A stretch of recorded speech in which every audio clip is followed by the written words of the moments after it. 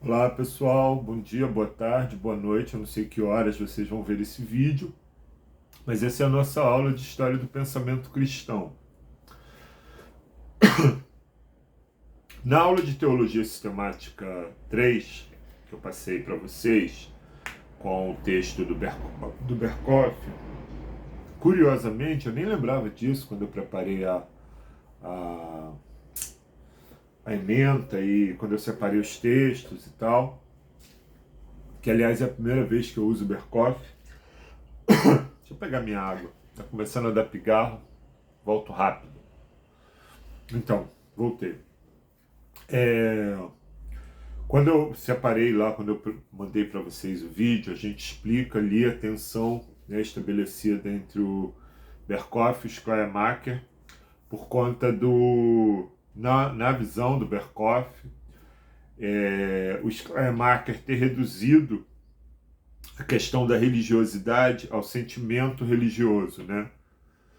É engraçado que esse texto, a gente não vai, esse capítulo não é tão importante assim para o nosso entendimento. Eu nem pedi para que vocês lessem, é só a introdução do texto, mas que eu estava relendo aqui.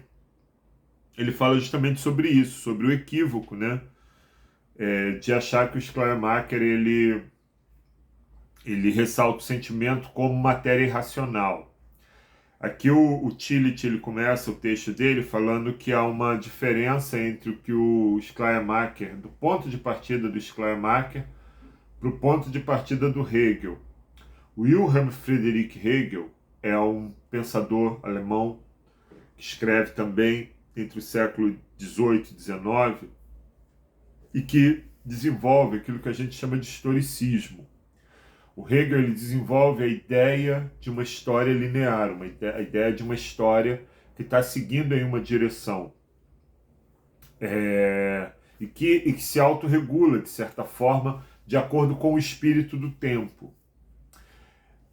E o Tillich ele vai dizer aqui que o Schleiermacher ele vai fazer uma contraposição entre o Schleiermacher e o Hegel, aqui na página 18, ele vai dizer assim, ó, Schleiermacher ressaltava a função do sentimento na religião e Hegel a do pensamento, fazendo surgir a tensão entre ambos. Quer dizer, tem aquela tensão lá que o Berkoff estabelece, essa aqui é outra tensão de dois pensadores quase que contemporâneos. Eu precisaria conferir aqui direitinho as datas para saber, mas sei que o Schleiermacher está ali no final do século XVIII, início do XIX, e o Hegel não deve estar muito longe disso.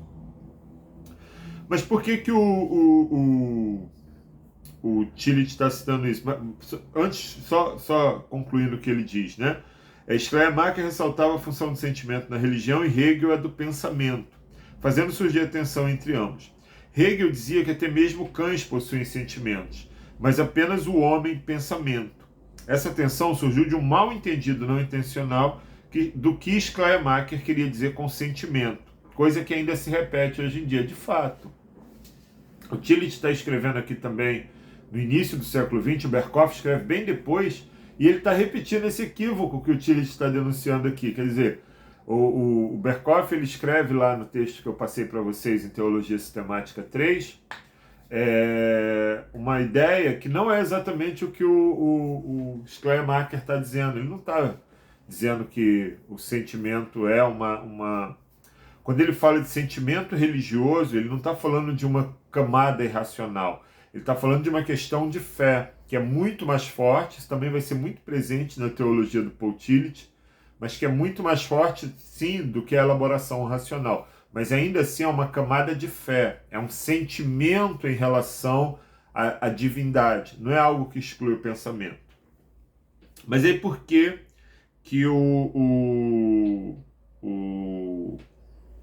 o Tillich está trazendo isso? Porque o Tillich, nesse livro, ele está construindo uma história do pensamento cristão e ele segue exatamente esse paradigma historicista, esse paradigma linear, que a história está se construindo dentro do espírito do seu tempo.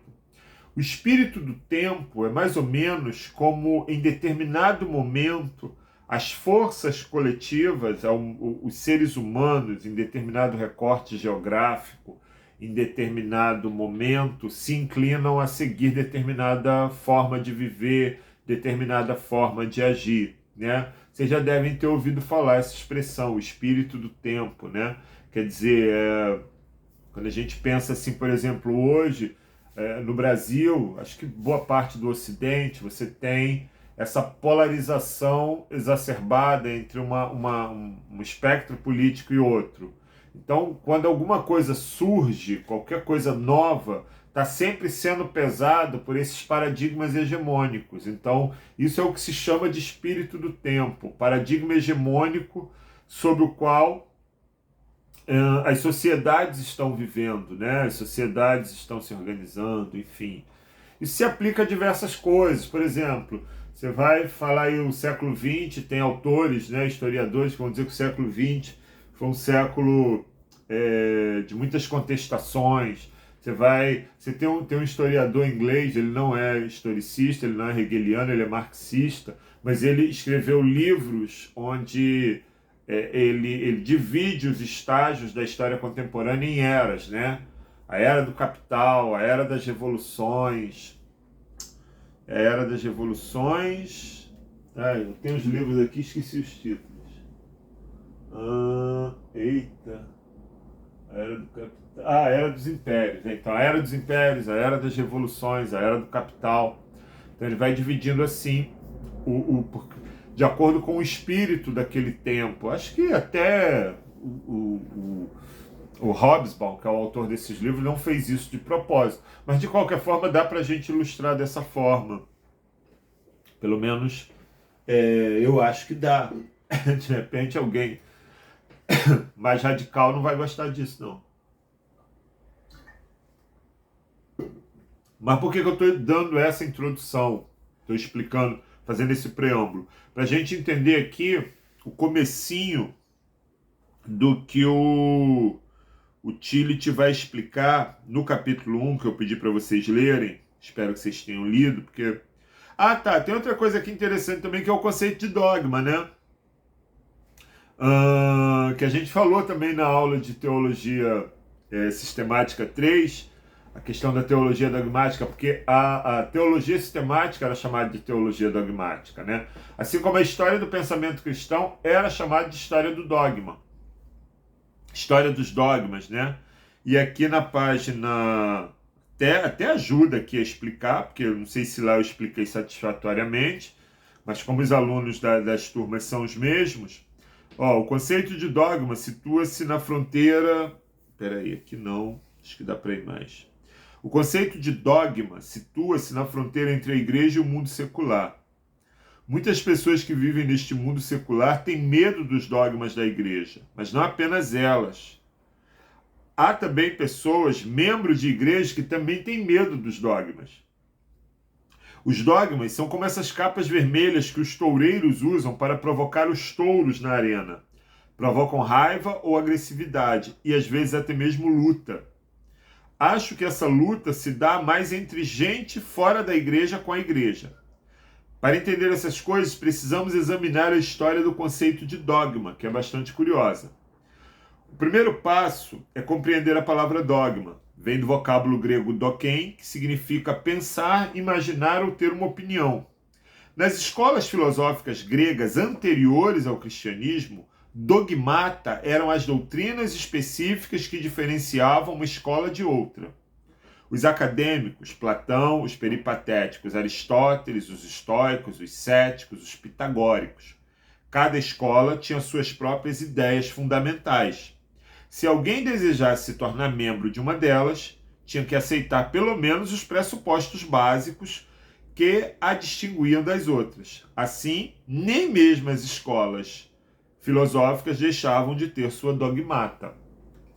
Então é isso, né, que eu expliquei lá um pouco. O que era a dogmata? Era exatamente o pressuposto básico para você aceitar uma determinada linha filosófica, né?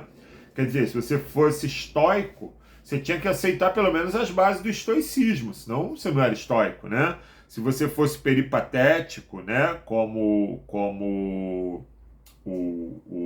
o Aristóteles, né, você teria que pelo menos aceitar a base do pensamento peripatético, né? O que é engraçado isso, né? Tem um texto que eu gosto muito, que eu acho que é em Gálatas, eu até estive pregando nesse texto, que Paulo usa esse termo, cara, eu não vou lembrar do termo, que ele usa esse termo para falar sobre a vida cristã. Ele usa o termo peripatel, né? A caminhada, aquilo que anda.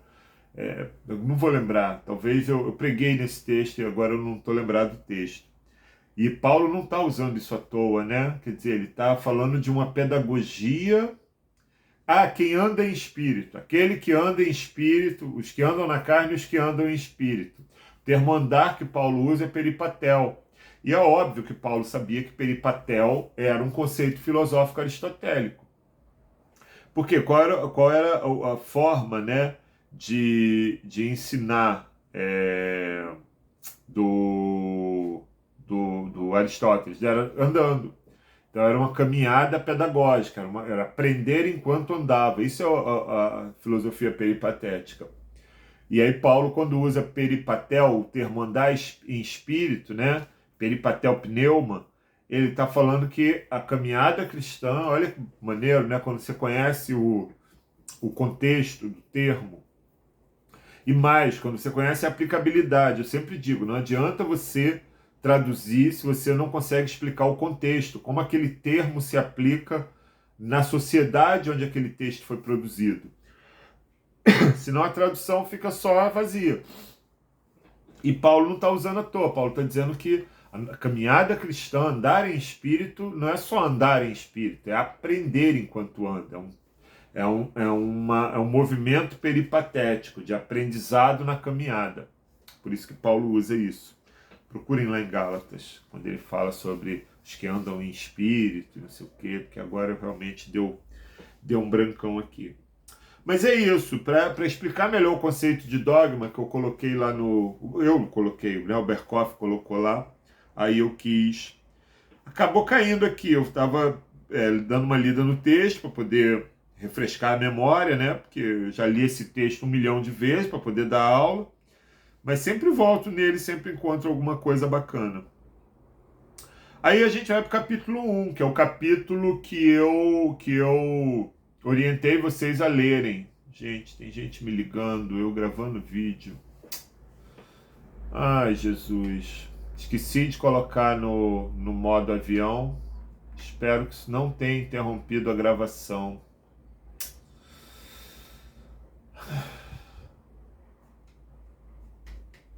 Acabar, vou ver se interrompeu, vou ficar quieto aqui, ver se interrompeu. Porque se interrompeu, eu não vou jogar fora o outro. Eu vou colocar lá em duas vezes, né? Olha lá, insiste. Meu Deus do céu, tô trabalhando. Deixa eu colocar aqui no modo avião rapidinho.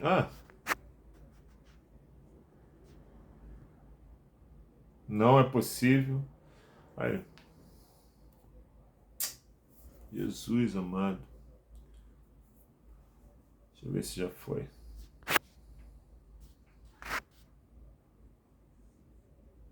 Recusar e modo avião. Foi. Não vai mais incomodar. Mas vamos lá. Eu expliquei o negócio do Hegel, era importante entender, porque o Tillich não é historiador, né, gente? Ele é teólogo. Aliás, é importante falar um pouquinho do Tillich, né, o autor do texto. Tem meio que uma cronologiazinha dele aqui no começo, né? Acho que ele nasce no século XIX, né? Não sei se vocês viram. Eu já perdi aqui, estava aqui ainda agora. Tá aqui. Ele nasce em 1886 em Starzedel, né? Que hoje é Starosiedle, na Polônia. Estuda teologia protestante na Universidade de Berlim, em Tübingen, depois em Halle, que fica na Holanda, e depois de novo em Berlim. Torna-se pastor em 1909, doutor em filosofia pela Universidade de Breslau, licenciado em teologia pela Universidade de Halle, que é na Holanda. Foi ordenado na Igreja de São Mateus, em Berlim. Foi pregador assistente na Igreja do Redentor em Berlim, Moabit. Aí casou-se, habilitação em teologia, agora me interessa aqui mais para o final. Aí ele, em 1929, ele estava dando aula em Leipzig, né? Em 33 em Frankfurt, e aí em 33 ele é proibido de exercer suas funções, né? Pelo Partido Nazista. E aí ele mete o pé, ele sai da Alemanha e vai para os Estados Unidos, e aí dá aula na Universidade de Colômbia, dá aula no Seminário Unido de Nova York, e ele se torna cidadão americano em 1940, né? Ele consegue cidadania, não sei porquê. Em 48 ele volta à Alemanha depois da guerra, aí publica um monte de material. Foi professor em Harvard, né? E da Universidade de Chicago, morreu em 1965, em Chicago, né? O Tillich está dentro do grupo que é conhecido como Escola Austríaca, né? E aí, não vou entrar muito na Escola Austríaca, senão a gente vai perder muito tempo aqui, mas dê uma pesquisada que vocês vão entender do que você está falando. Então vamos lá para o primeiro capítulo. O primeiro capítulo, Tillich trabalha o conceito de kairos. Existem 3 conceitos de tempo na Bíblia, né? É o cronos, em grego, né? Cronos é o termo grego, que diz respeito ao tempo cronológico, o tempo que pode ser medido pelo calendário, o tempo que pode ser medido pelo relógio. Tem o aion, né? Que é o tempo da eternidade, é o tempo cíclico, né? Onde as pontas se juntam. E aí tem uma série de... Por exemplo, quando você lê o João 3,16, né? Porque Deus amou o mundo de tal maneira que deu seu Filho unigênito para que todos aqueles que nele crê não pereçam, mas tenham a vida eterna. Vida eterna, lá o termo grego é zoeion, ou seja, a vida no tempo da eternidade, mas que é o tempo também que recupera o plano original de Deus para o ser humano. Então, tem esses dois e tem o terceiro, que é o kairos. O que é o kairos? É o tempo em que todas as coisas convergem para um acontecimento. É um tempo, é o que a gente chama às vezes em linguagem religiosa de o tempo favorável, o tempo determinado por Deus para que algo aconteça, né? É o tempo... Ele diz aqui, ó, todos nós experimentamos momento em nossas vidas quando sentimos que agora é o tempo certo para agir, né? E é isso, é o tempo maduro, é o tempo certo para agir. E o Tillich vai dizer que Cristo vem ao mundo num tempo certo para ele vir ao mundo. E por que ele vai dizer isso? E qual seria esse tempo certo? Ele vai dizer isso por conta de três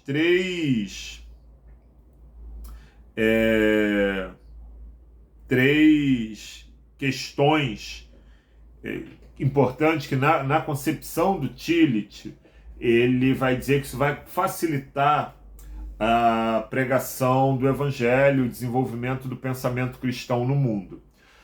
Na verdade ele cita 2, mas o terceiro já está implícito, que é o próprio estado do judaísmo no primeiro século, né? O judaísmo do primeiro século não é como o judaísmo do século IV a.C., não é como o judaísmo do tempo que o povo estava voltando para Jerusalém. Quer dizer, se Cristo, vamos supor que Cristo tivesse vindo ao mundo no tempo que o povo estava voltando para Jerusalém, não faria nenhum barulho, ele provavelmente não ia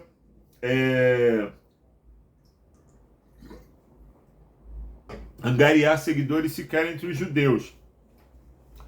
Então, o momento que a religião judaica estava vivendo era um momento muito favorável para o surgimento de um líder carismático e para esse líder carismático agregar em torno de si muitas pessoas. Tanto é assim que já havia acontecido com outros líderes carismáticos, né? Outros líderes já haviam aparecido. Tem um livro do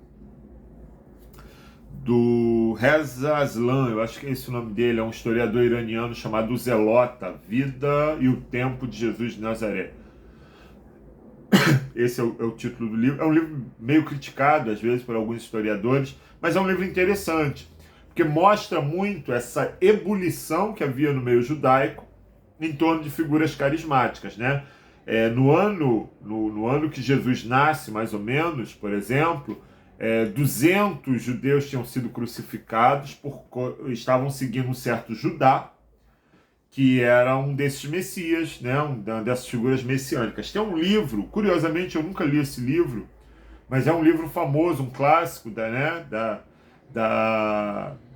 historiografia cristã. Eu não sei até que ponto ele é escrito por historiador, eu não sei se ele é um livro muito sério, mas é um livro clássico que todo mundo comenta, que é o Bandidos, Profetas e Messias.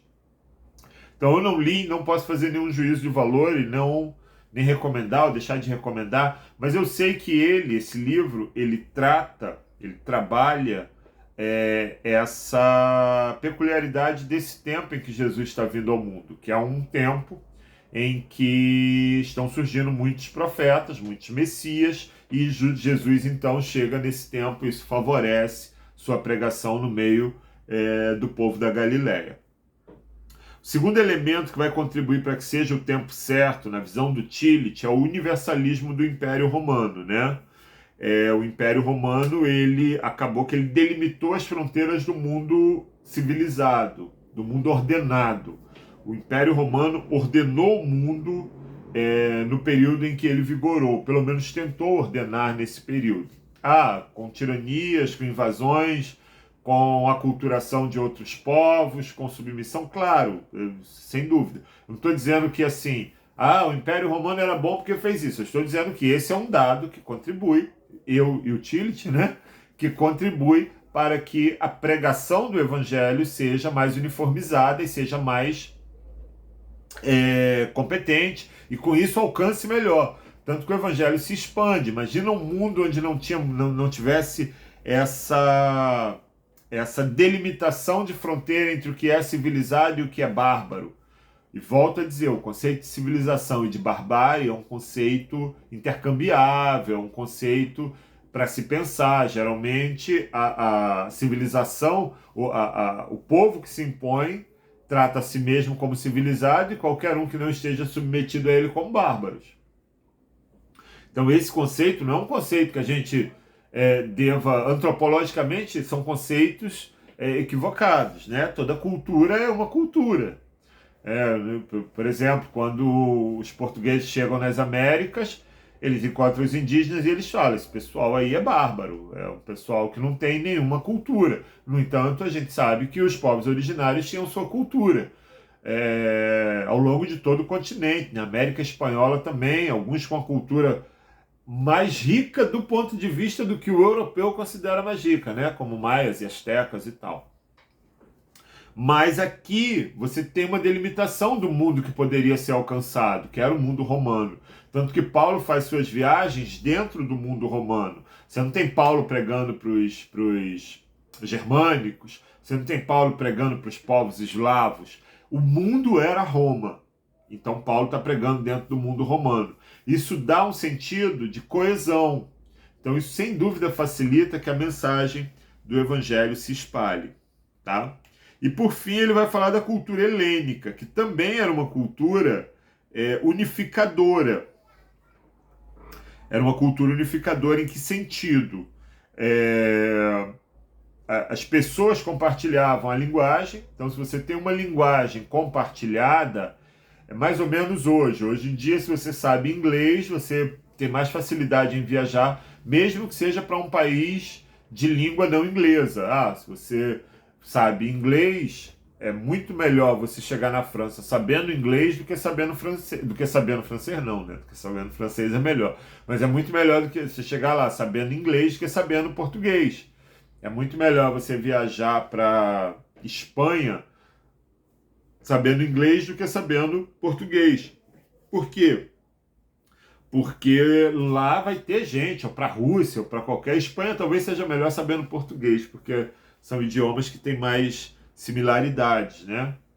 Mas para a Rússia, para a Holanda, para a Dinamarca, enfim, esses lugares é muito melhor. Se você souber inglês, é muito melhor do que você ir lá somente com o seu idioma o seu idioma local, por exemplo, português, no caso do brasileiro. E a mesma coisa se dava com o idioma grego. O idioma grego, ele acabou unificando o mundo romano. Alguns historiadores vão dizer que Roma venceu a luta pelo poder, mas perdeu a luta cultural. A guerra cultural, quem ganhou foram os gregos. Porque a cultura grega, a cultura helênica se impôs, né?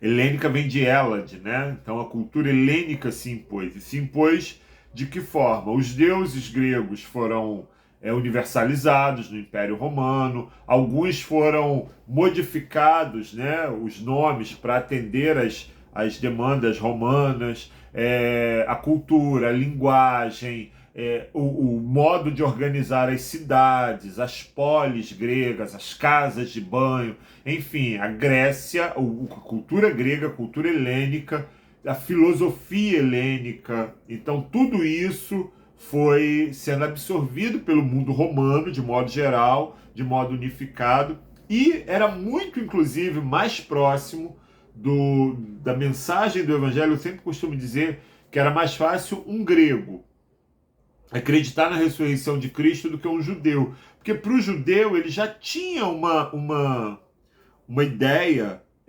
fechada a respeito de divindade de Cristo, de ressurreição. Para o judeu era terrível aceitar a divindade de Cristo, porque como assim Cristo é Deus?